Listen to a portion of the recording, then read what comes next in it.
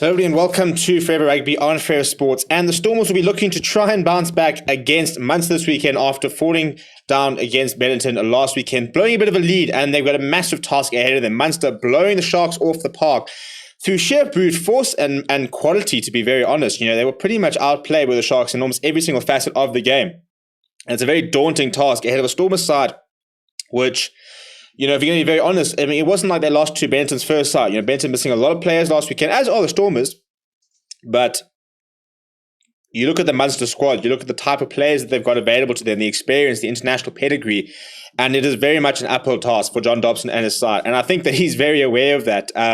If you watch the press conference, which we will have either this evening or tomorrow morning, you can almost sort of see that the Stormers are just resigned to the fact that they've got very little chance in this game, and almost sort of having to sort of fight back, laugh. In fact, he did laugh at some points of the press conference, just looking at the quality and the experience that Munster bring compared to what is a very new sort of fresh-faced Stormers side, which haven't had a lot of exposure at this level at all, let alone having to travel and play in Irish conditions, stuff like that, which has necessitated a couple of an interesting change, especially a major change in the front row, with Brock Harris getting his first start and first appearance for Stormers since way back in, I think it was like 2014 was the last time he played for the franchise, but he's accumulated, he'll be coming up to almost 100 caps for the franchise. Before we look at the two teams as well as some of the changes and stuff like that we have seen, please do smash like on the video as well as subscribe to the channel as well. We, of course, be live for this game. We will see Roger Snyman featuring again off the bench this weekend, which is very nice to see sort of his return from injury and how that's sort of going. But in terms of the two sides, we'll start with the home side, which is Munster, and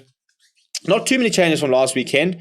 A couple of players who sort of have come in, and a big player that's dropped down to the bench in the form of Simon Zebo, who is their record try scorer and returned last weekend with a very, very good start, running in tries, doing what he does best. But in terms of the Munster starting lineup, Dave Kilcoyne and Niall Scannell are now partnered with Kane and Knox, who comes into the start in the front row, and they're going to be up against the likes of Brock Harris, Gareth Intabeni, and Nathan Bashir. The two locks, Jean Klein and Finan Wishley, will continue their partnership. Jean Klein, somebody that the Stormers and John Dobson know very well, having previously coached and having sort of been part of the setup before. Very, very physical player. And John Dobson has pretty much sort of been talking up the RJ Smith versus Jean Klein battle. He says that should be quite an interesting sideshow in terms of the physicality that will be on display tomorrow. And then in the back line, Peter Mahoney, what a player he is. So much experience. He's a phenomenal player. And John Dobson basically sort of said that he probably has more caps, at this level than the entire sort of Stormer squad, Barsko, Intabeni, and Brock Harris sort of put together. He's walking out playing almost 150 Munster caps. He's played British and Irish Lions capped, test capped. He's played about 76 matches for Ireland. It's that sort of quality which some of the South Africans are just kind of missing at the moment. And then he's alongside Jack O'Donoghue and Gavin Coombs. And then Craig Casey is next to Joe Carberry. And I thought Joe Carberry was very impressive last weekend. He's a very nice player to watch when he's playing good rugby. And I thought that last weekend, I think we'll still see more from him. But he's a class operator, 25 years old, so sort of coming into sort of the peak years. Already got accumulated sort of almost 25 games for Ireland. Played a lot for Leinster. Now he's playing his trade for Munster as well. And the rest of the back line, you got something like Keith Earls, who's starting at outside centre. I'm surprised almost that it would have been nice to sort of see John de Jong actually at outside centre sort of try and counter-attack. But Keith Earls playing his first game at outside centre since I think about 2018. Usually plays on the wing, very devastating finisher. We know how good he's been for Ireland for years and years and years. And he'll be hoping to do the business. And the centres this weekend, he's next to Rory Scannell, and the two wings will be Calvin Nash and Shane Daly. And then Mike Haley will round off the back three. Off the bench, and the likes of Dermot Barron, Jeremy Lauman, Stephen Archer in the front row, and then Archer Snyman, Jack O'Sullivan will complete sort of the rest of the forwards. Rowan Osborne, Ben Healy, and then just when you think it couldn't get much worse, Simon Zebo, their record try scorer. He scored tries for fun, does this man. He came back last weekend making his Munster return, and he just looked so at home. And he'll be hoping to try and sort of replicate his form. In terms of the Stormers side, this is what John Dobson has gone with, and he's brought in Brock Harris simply for his experience in these conditions, who is next to Scurry Intabeni and Declan Bashir. Scurry Intabeni, Brock Harris, by far the most experienced. In fact, they've actually played together before.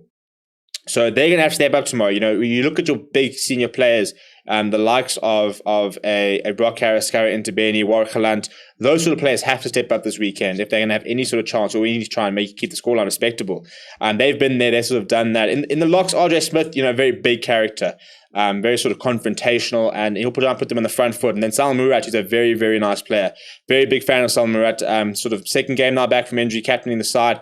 Nama Klaba comes back into the side, which John Dobson said was pretty much a no-brainer. Very, very highly rated as Nama Klaba. The Stormers, I think they reckon that it's a matter of time before he becomes a Springbok. And he's next to Willie Engelbrecht, who was rumoured to be part of the Springbok camp. And then Evan Ruiz, who we all know is a stormy youngster who will definitely want to sort of make his mark up against some of the best players in the world. Stefan Unger is important to the side in place of Paul de Vet, and John Dobson is saying that tactically, it's going to be wet, it's going to be very rainy, and his kicking game is superior to the other scrum halves, and that is why he's been brought in. Monty Liebach continues in the number 10 jersey. A couple of people were not very impressed with his performance last weekend, but hopefully he'll be able to put in a much better outing. Edel van der Merwe has got a slight injury, which means Leon Zas comes in at number 11. He partners Sergio Stevenson on the wings. Dan du Plessis comes in for Rikus Pretorius because he's a better defensive centre, is what John Dobson alluded to, although I think Dan du Plessis is just a better player. I think he's an all-round.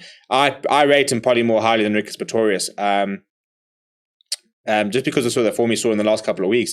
But those two sort of going toe-to-toe all the time has proven to be a very interesting battle. Ruan Nel, very, very experienced as a centre, then Warwick Galant, one of my favourite players in South Africa.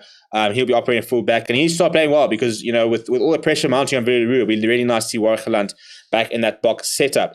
Off the bench, a lot of youngsters, Andre Hugo Venter, Sazi Sandi, and then Leon Lyons in the front row there. Ernst van Rijn, Marcel Tennyson. Ernst van Rijn, a bit of a reckoning for him at the moment. I think, with having gone and signed RJ Smith, with the intention of and giving him a 4-year contract, they do back him as a major part of the squad.